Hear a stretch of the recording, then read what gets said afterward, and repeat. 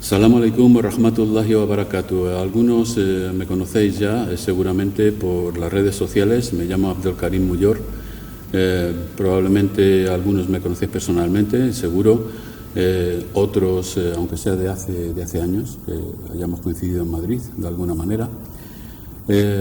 Otros pues solamente por las redes sociales. Entonces, después de esta corta presentación, lo que quisiera deciros es que vamos a hacer una serie de vídeos en los que vamos a hablar del Islam. Evidentemente pues hay mucha gente que habla del Islam, muchos vídeos, muchos temas para hablar, pero nosotros hemos querido darle otro enfoque. Quiero decir con ello que normalmente cuando se habla del Islam es para hablar de un tema específico o para una serie de charlas sobre un tema muy puntual, ¿no?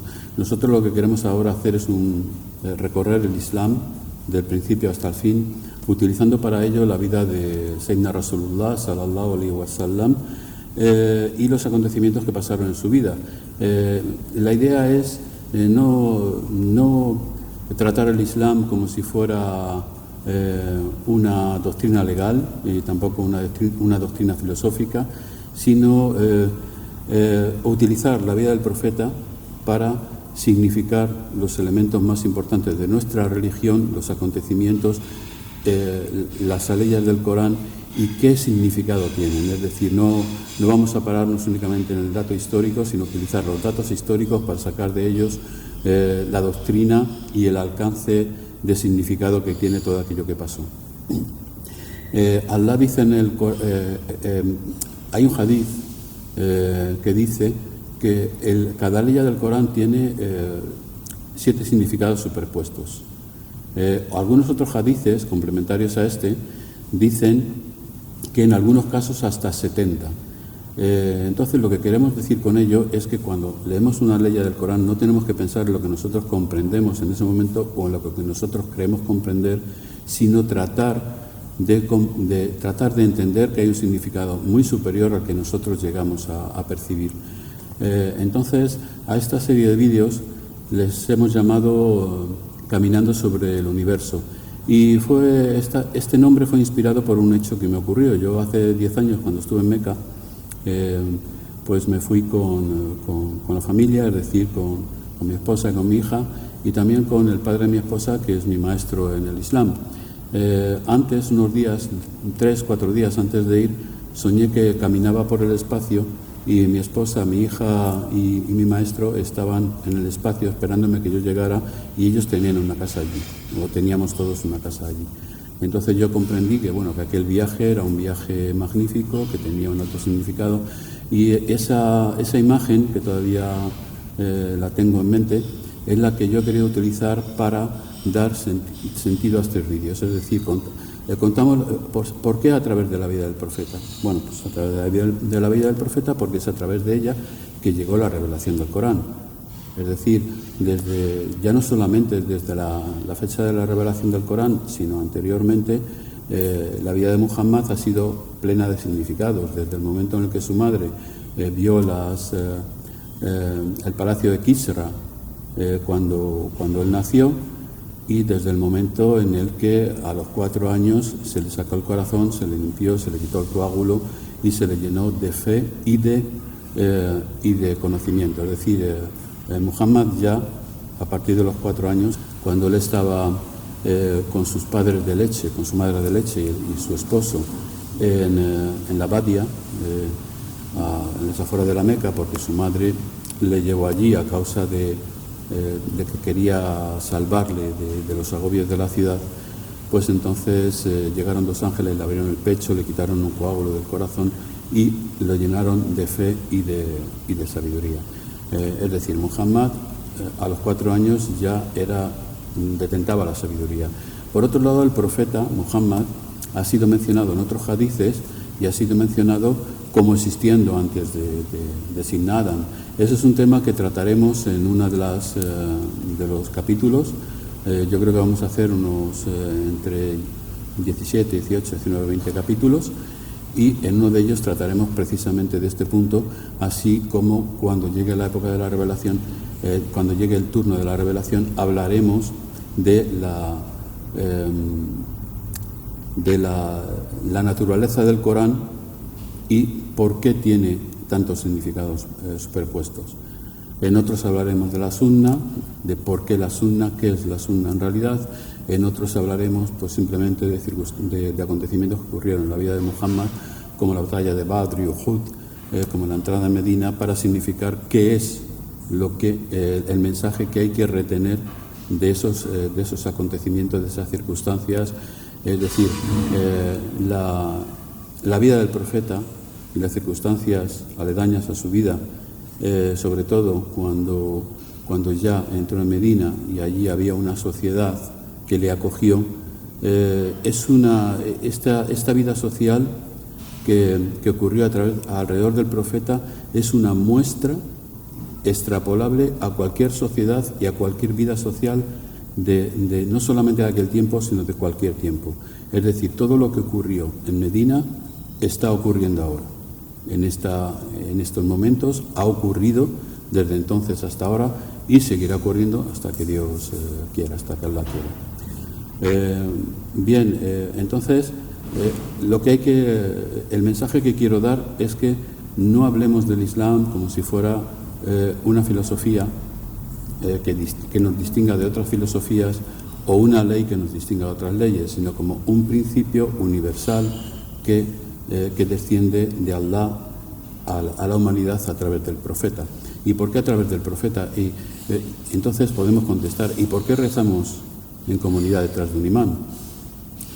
¿Y por qué cuando vamos a aprender algo hay un maestro que nos lo enseña? Pues porque Allah lo ha decidido así, es decir, el ser humano es una ayuda para los suyos. Por eso Allah dice en el Corán, refiriéndose al profeta, nos te hemos enviado como una misericordia lil alamin, es decir, para los mundos. Es decir, Muhammad ha venido no solamente para los hombres, ha venido también para los mundos, como misericordia, y para los hombres como guía. Incluso para los yunun, para los genios como guía, porque como todos sabemos, el Corán, Allah dice en el Corán, hemos revelado este libro para los hombres y los genios, y no creado a los genios a los hombres, sino para que me adoren. Este tema de los genios es un tema a tratar seguramente en otras circunstancias, en otros momentos, pero está ahí y hay que reconocerlo. La vida de Muhammad es una vida in crescendo, es decir, él empieza como pequeño, es huérfano, es un hombre desfavorecido, un muchacho desfavorecido por la fortuna, podemos decir, porque su padre muere antes de él nacer, su madre muere cuando él tiene 5 años, cae como huérfano bajo el cuidado de su tío Abu Talib, que le trató muy bien, junto con su primo Ali, que compartieron muchas cosas, hace sus amigos, él tiene un comportamiento noble y al final una señora rica se fija en él, en su comportamiento, una señora rica bastante mayor que él, le pide ella a él en matrimonio, él acepta y entonces a partir de ahí empieza, la dicha de Muhammad, ¿no? De alguna manera él comienza a subir en importancia social y comienza a subir en importancia personal, ¿no? Luego, como todos sabemos, los mequís le maltratan, intentan asesinarle, él tiene que huir a Medina y es ahí donde él se hace un profeta gobernador y hasta el día de su muerte. Esto lo dice la ley del Corán, en la que se reveló en el momento en el que él estaba triste porque hacía tiempo que no recibía una revelación, diciéndole y la última será mejor que la primera y Allah te dará y estarás satisfecho. Por otro lado, ya yendo un poco hacia el tema más práctico, quiero decir que nuestro mensaje no es comparable a los otros mensajes que se están dando por estas redes y por estos canales de vídeo, porque yo hasta ahora no he encontrado un vídeo o un conjunto de vídeos que hable en este camino, en esta dirección. Por eso le he escogido hablar así, para llenar un hueco que existía y que debe ser llenado. No voy a hacer referencia, y ni quiero hacerlo, a todas las personas que hablan del Islam. Esto es una cosa en la que los que me conozcáis, ya lo hemos tratado en las redes sociales, incluso en los artículos que hemos puesto en ese Islam. No es el momento de eso, es el momento de hablar en positivo, de mirar hacia adelante y no mirar hacia los lados ni hacia atrás. Mirar hacia arriba y hacia adelante. Y esto es lo que nos proponemos. Intentamos elevar el pensamiento de los musulmanes, que el musulmán medio no se pare a pensar si se corta las uñas perdonad, pero es que me da un poco de risa, si se corta las uñas de una determinada forma, si se peina así o así, si las mujeres se ponen el hijab o no se lo ponen de determinada forma. No vamos a entrar en esos temas, vamos a entrar en algo mucho más importante, que son los principios básicos de la religión, que no es otra cosa que la relación entre Allah y el ser humano. Fadkuruni wadkurkum, dijo Allah. Recordadme y os recordaré. En otro versículo dice, el salat os preserva contra el mal y contra vosotros mismos, pero el recuerdo de Allah es mejor, es mejor que el salat. Es decir, el recuerdo de Allah es la imagen que nosotros nos hacemos de la presencia de Allah en nuestras vidas. Que contamos con Él o no contamos con Él para nuestras decisiones, contamos con Él o no contamos con Él para nuestras vidas, para quién debemos amar, para quién debemos considerar y para cómo nos debemos comportar con nosotros mismos también, evidentemente. Bueno, pues por hoy termina este prólogo, y en la siguiente toma hablaremos de la naturaleza de Muhammad. Antes de ir a relatar su vida o hechos de su vida, vamos a aclarar quién es Muhammad, y eso lo vamos a hacer tomando como base y como excusa un hadith que ha venido a ser llamado el hadith de Jabir. Jabir ibn Abdullah nos cuenta un hadith, nos cuenta las palabras del profeta cuando le fue preguntado ¿cómo has nacido tú? ¿Quién eres tú? Entonces hay un largo hadith en el que Rasulullah sallallahu alaihi wasallam expone quién es él y cuándo ha nacido y cómo ha nacido y cómo ha sido creado. El Corán, recordemos, para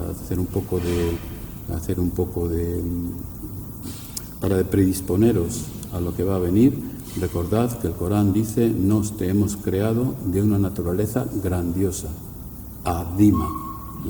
Algunos dicen de una naturaleza noble, pero adima es grande, enorme. Y otra leya dice: y hemos elevado tu recuerdo, tu mención.